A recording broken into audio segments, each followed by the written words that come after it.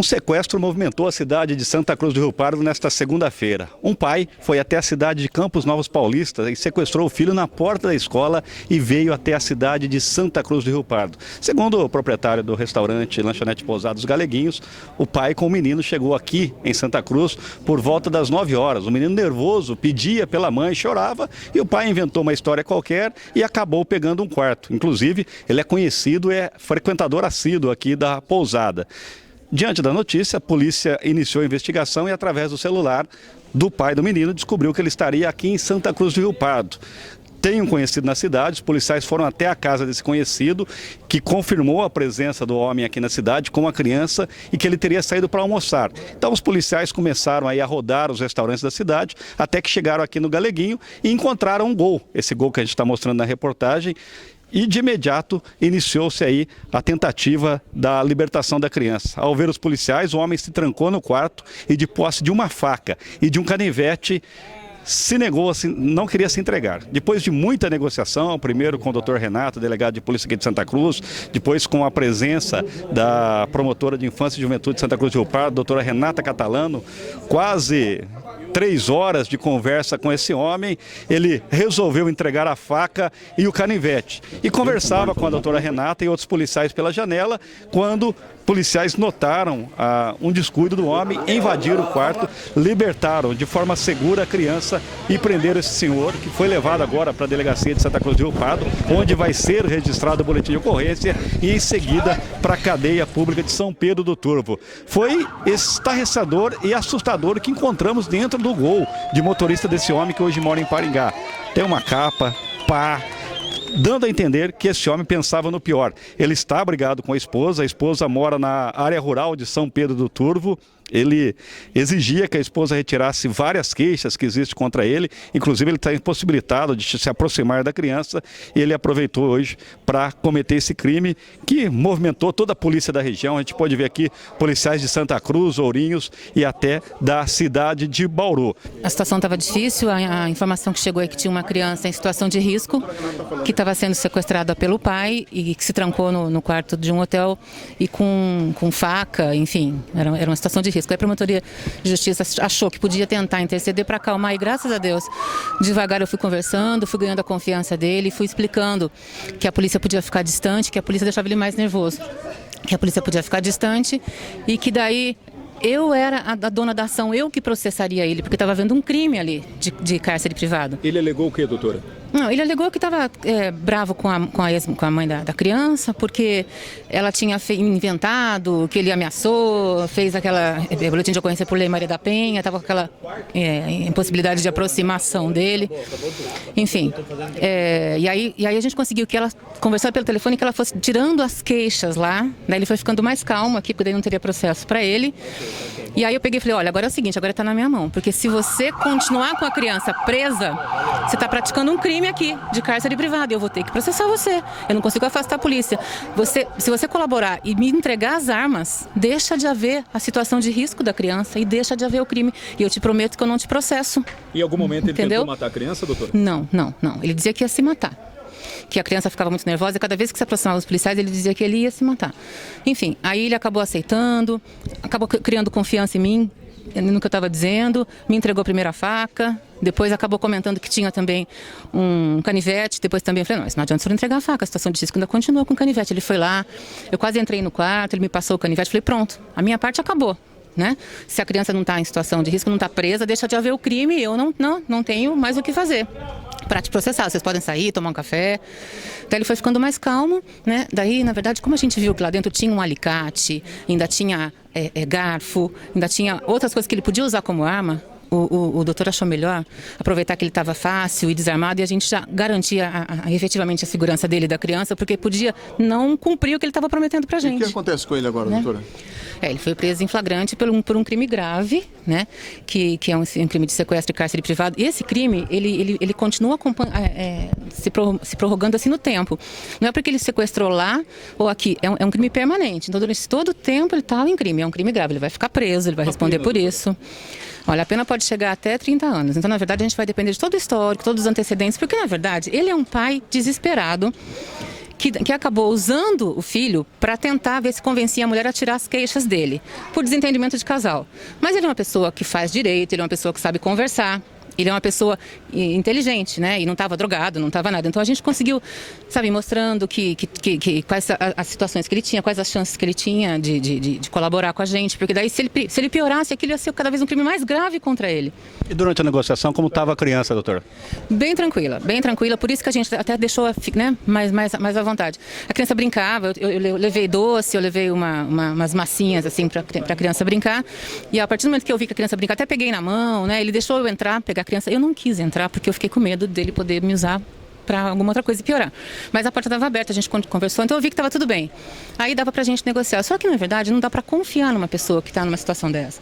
Então, apesar dele ter concordado nessa hora, eu não tinha garantia, e a polícia também não, de que ele ia efetivamente virar as costas e ir embora, levar o filho em segurança. Ele podia fazer uma outra besteira, porque ele disse que tentou se matar várias vezes. Então, como é que eu vou confiar numa pessoa que está, né, nessa situação? Daí a abordagem policial foi para garantir realmente que tudo sairia bem. E graças a Deus deu tudo certo. Desculpa, ele passou o final de semana com o filho, como é que ele pegou essa criança que estava sob responsabilidade? Não, a guarda é da mãe, ele foi até a escola e sem que a mãe soubesse, tirou a criança do ônibus escolar que estava sendo levada para casa porque a mãe mora num sítio. Então ele trouxe essa criança de uma forma, né, ilegítima, ilegal, e aí começou todo o erro dele. Mas enfim, agora é um processo que vai ser resolvido lá também, né? E a gente torce para que dê tudo certo, que o menino esteja em segurança, acho que está nas mãos do Conselho Tutelar. E a nossa parte foi feita e graças a Deus acabou, né, sem nenhuma violência. A senhora já tinha passado por uma situação como essa, doutora? Olha, uma vez eu participei de uma rebelião na Fundação Casa, né, que é a antiga FEBEM. E também consegui resolver alguns adolescentes que me conheciam, e aí a gente conseguiu resolver tudo bem. Mas não tinha risco de criança, né? A situação hoje foi diferente. Mas enfim, vamos ver, a ação da polícia acabou dando tudo certo. Obrigada a vocês também por terem colaborado. Nessa situação, doutor, qual foi o momento mais tenso aí? Qual foi o momento de maior dificuldade? Eu acho que o momento mais tenso foi quando ele foi descoberto. Doutor Antônio imediatamente me ligou na delegacia, nós viemos para cá, nós sabíamos das diligências já, tínhamos 2 equipes de Santa Cruz apoiando a equipe do doutor Antônio, e quando ele me ligou, Renato, o cara está com a criança no quarto e nós achamos o cara, e eu imediatamente vim para cá, foi a hora que a gente percebeu a maior tensão na situação de todas essas horas, já são para 3 ou 4 horas de negociação. E o que aconteceu foi que nós chegamos, nos apresentamos, isso é padrão, nós não temos que mentir em momento algum para o cara.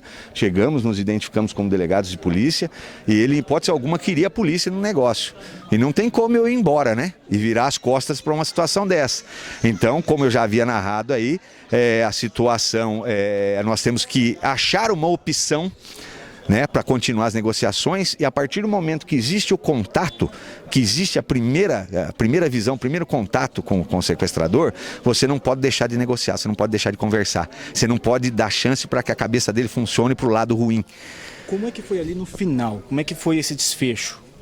Então, no final, estava o Dr. Kleber se passando por juiz, né? Doutora Renata, promotora aqui da Vara da Infância e Juventude, que elegantemente nos atendeu de forma imediata quando nós pedimos, né, para que ela viesse até aqui, vislumbramos a possibilidade que ela poderia dar uma conotação diferente na negociação, afinal é uma mulher, sensibilidade, enfim, e a negociação ela vai ficando tensa, e aí dependendo da forma você percebe oportunidades que você tem, e você não deixa essas oportunidades, você começa a dar sequência.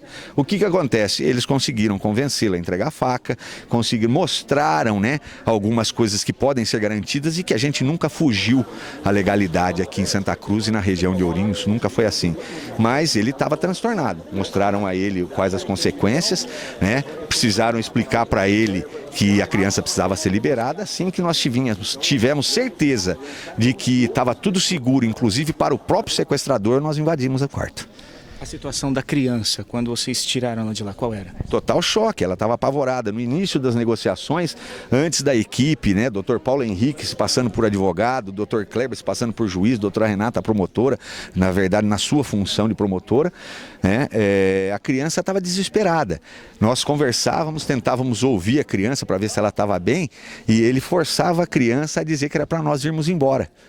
né? E a gente tinha que insistir. Doutor Antônio habilidosamente pegou doces, pediu para o seu Galego, para o pessoal aqui do restaurante providenciar doces. Nós tentamos ganhar a confiança dele, trazendo aí guloseimas, enfim, para a gente ver que ele estava bem, né? Então a gente conseguia, né, perto da janela, ouvir se ele estava no banheiro, se ele estava próximo, até analisando a possível entrada tática e a invasão do local. Mas nós optamos, tínhamos a chave da porta, a chave reserva, nós tínhamos tudo, mas optamos por seguir totalmente a regra do antissequestro, negociando se fosse 1, 2, 3 dias, mas brilhantemente, doutor Paulo, com a dedicação dele aí, simulando ser o advogado, né? Doutor Kleber, o delegado da DIG de Ourinho, chefe da antissequestro do nosso departamento, fizeram um trabalho brilhante, paciencioso, de pura técnica, né? E isso me faz voltar no tempo e lembrar outras situações em que policiais se passaram, né, por pessoas, inclusive da imprensa, e conseguiram aí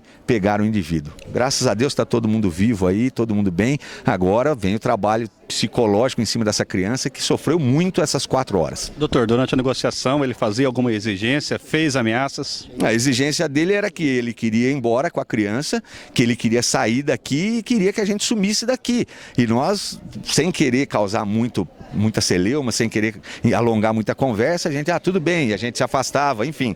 Ele queria ir embora. Agora, deparando com tudo isso aqui, a gente pode imaginar por que ele queria ir embora, né? Qual seria o fim trágico de tudo isso? Ele estava com equipamento aqui, outros objetos para amarrar mãos, né? Você vê aí um saco plástico, uma maleta que nós vamos analisar, estiletes, facas, cordas, travas de plástico que são usadas para amarrar a mão, enfim, uma pá, né?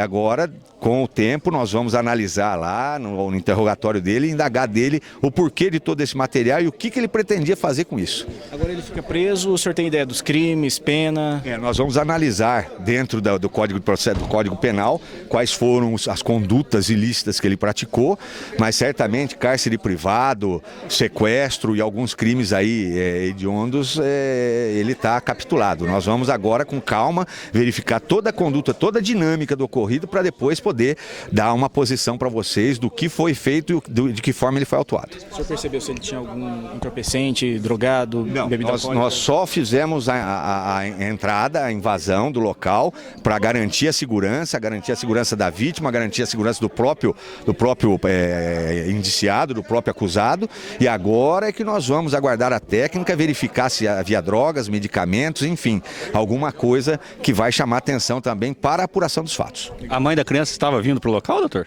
Não, nós optamos por não deixar a mãe vir porque nós fizemos um primeiro contato, eu e o doutor Antônio, pusemos ela no Viva Voz e ele se mostrou extremamente agressivo com ela, com ódio enorme, e a gente ficou um pouco temeroso de trazê-la, até porque poderia prejudicar as negociações. Optamos então por mantê-la afastada, só se numa outra situação, no último caso. Com o passar do tempo, o senhor chegou a temer, ter que tomar uma ação mais radical, ou temer pela criança? Sem dúvida, teve um momento em que nós mandamos a equipe tática para se preparar com o equipamento necessário, temendo por uma necessidade de uma entrada rápida e usando de força necessária para poder contê-lo, porque a gente teve momentos em que a gente achou que ele poderia fazer algo contra a criança. Belo trabalho, parabéns mais uma vez. Obrigado a todos vocês que se comportaram de forma decente, colaboraram com a polícia, e é assim que se faz imprensa, entrevista, enfim, é assim que se trabalha em conjunto, é assim que a polícia tem sucesso, porque vocês ajudaram. Felizmente, final feliz, a criança muito assustada foi retirada sem nenhum ferimento e o homem resistiu à prisão, mas acabou preso e está agora sendo conduzido até a cadeia pública de São Pedro Turvo, onde fica à disposição da Justiça.